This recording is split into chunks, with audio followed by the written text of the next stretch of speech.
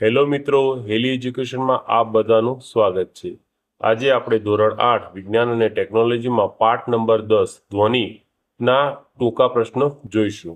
તો મિત્રો, સમય ના બગાડતા પ્રશ્નોની શરૂઆત કરીએ।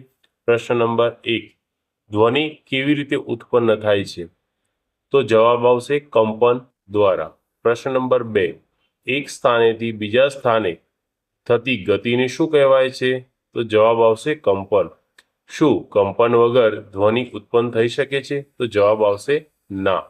પ્રશ્ન નંબર 4, શાળાનો ઘંટ કઈ રીતે ધ્વનિ ઉત્પન્ન કરે છે? તો જવાબ આવશે ધાતુના કંપનથી।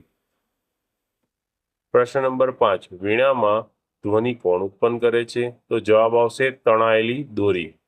પ્રશ્ન નંબર 6, તબલામાં ધ્વનિ ક્યાંથી ઉત્પન્ન થાય છે? તો જવાબ આવશે ખેંચાયેલી સપાટીથી।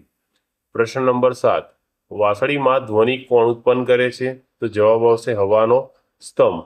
પ્રશ્ન નંબર 8, મંજીરા કેવી રીતે વગાડવામાં આવે છે? તો જવાબ આવશે એકબીજાને અથડાવવાથી। પ્રશ્ન નંબર 9 જોઈએ, મનુષ્યમાં ધ્વનિ ક્યાંથી ઉત્પન્ન થાય છે? તો જવાબ આવશે સ્વરપેટીમાંથી। પ્રશ્ન નંબર 10, સ્વરપેટી શરીરના કયા ભાગમાં આવેલી હોય છે? તો જવાબ આવશે ગળાના ભાગમાં આવેલી હોય છે। પ્રશ્ન નંબર 11, પુરુષોમાં સ્વરતંતુની લંબાઈ કેટલી હોય છે? તો જવાબ આવશે 20 mm। પ્રશ્ન નંબર 12, સ્ત્રીઓમાં સ્વરતંતુની લંબાઈ કેટલી હોય છે? તો જવાબ આવશે લગભગ 15 mm જેટલી હોય છે।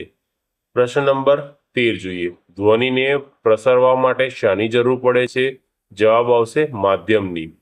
પ્રશ્ન નંબર 14, શું ધ્વનિ શૂન્ય અવકાશમાં પ્રસરી શકે છે? તો જવાબ આવશે ના, ધ્વનિ એ શૂન્ય અવકાશમાં પ્રસરી શકતો નથી। પ્રશ્ન નંબર 15 જોઈએ, પાણીની અંદર ધ્વનિ પ્રસરી શકે છે? તો જવાબ આવશે હા, ચોક્કસથી પાણીની અંદર ધ્વનિ પ્રસરી શકે છે।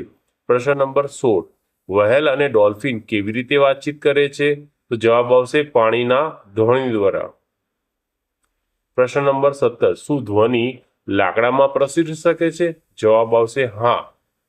રમકડાનો ટેલિફોન કયા સિદ્ધાંત પર કામ કરે છે? તો જવાબ આવશે દોરીમાં ધ્વનિના પ્રસરણના માધ્યમથી। પ્રશ્ન નંબર 19, ધ્વનિ કયા 3 માધ્યમમાં પ્રસરે છે? તો જવાબ આવશે ઘન, પ્રવાહી અને વાયુમાં। પ્રશ્ન નંબર 20, પાત્રમાંથી બધી હવા ખેંચી લેતા ધ્વનિ કેવો થાય છે? તો જવાબ આવશે ખૂબ જ દુર્બળ અથવા ધીમો ઉત્પન્ન થાય છે। પ્રશ્ન નંબર 21 જોઈએ, કાનના બહારના ભાગનો આકાર કેવો હોય છે? તો જવાબ આવશે ગળણી જેવો। પ્રશ્ન નંબર 22, આંખ કાનમાં આવેલા ખેંચાયેલા પડદાને શું કહે છે? તો જવાબ આવશે કાનનો પડદો। પ્રશ્ન નંબર 23, કાનનો પડદો કંપનોને ક્યાં મોકલે છે? તો જવાબ આવશે આંતરિક કાનમાં। પ્રશ્ન નંબર 24, ધ્વનિના સંકેતોને મગજ સુધી કોણ પહોંચાડે છે? તો જવાબ આવશે આંતરિક કાન। પ્રશ્ન નંબર 25 જોઈએ, પદાર્થની વારંવાર આગળ પાછળ થવાની ગતિને શું કહે છે? તો જવાબ આવશે દોલિત ગતિ। પ્રશ્ન નંબર 26, એક સેકન્ડમાં થતા દોલનોની સંખ્યાને શું કહે છે? તો જવાબ આવશે આવૃત્તિ। પ્રશ્ન નંબર 27, આવૃત્તિ માપવાનો એકમ કયો છે? તો જવાબ આવશે હર્ટ્ઝ। પ્રશ્ન નંબર 28, જો એક સેકન્ડમાં એક દોલન થાય તો તેની આવૃત્તિ કેટલી હોય? તો જવાબ આવશે 1 હર્ટ્ઝ। પ્રશ્ન નંબર 29, કોઈ પણ દોલનના કંપનના વિસ્તારને શું કહેવાય છે? તો જવાબ આવશે કંપન વિસ્તાર। પ્રશ્ન નંબર 30, ધ્વનિની પ્રબળતા શેના પર આધાર રાખે છે? તો જવાબ આવશે કંપન વિસ્તાર પર આધાર રાખે છે। પ્રશ્ન નંબર 31, કંપન વિસ્તાર વધારે હોય તો ધ્વનિ કેવો હોય છે? તો ધ્વનિ પ્રબળ હોય છે। પ્રશ્ન નંબર 32, ધ્વનિની પ્રબળતા કયા એકમમાં દર્શાવવામાં આવે છે? તો જવાબ આવશે ડેસિબલમાં। પ્રશ્ન નંબર 33, સામાન્ય શ્વાસ લેવાની પ્રબળતા કેટલી હોય છે? તો જવાબ આવશે 10 ડેસિબલ। પ્રશ્ન નંબર 34, સામાન્ય વાતચીતની પ્રબળતા કેટલી હોય છે? તો જવાબ આવશે 60 ડેસિબલ। પ્રશ્ન નંબર 35, વ્યસ્ત ટ્રાફિકનો અવાજ કેટલા ડેસિબલ હોય છે? તો જવાબ આવશે 70 ડેસિબલ।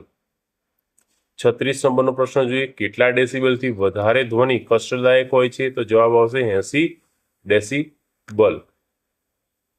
પ્રશ્ન નંબર 37 જોઈએ, ધ્વનિનું તીણાપડું શેના આધારે નક્કી થાય છે? તો જવાબ આવશે આવૃત્તિથી. પ્રશ્ન નંબર 38 જોઈએ. આવૃત્તિ વધારે હોય તો અવાજ કેવો હોય? તો જવાબ આવશે તીણો. પ્રશ્ન નંબર 39 ડ્રમની આવૃત્તિ કેવી હોય છે? તો જવાબ આવશે ઓછી. પ્રશ્ન નંબર 40 જોઈએ. પક્ષીઓ કેવો ધ્વનિ ઉત્પન્ન કરે છે? તો જવાબ આવશે ઉચ્ચ પીચવાળો.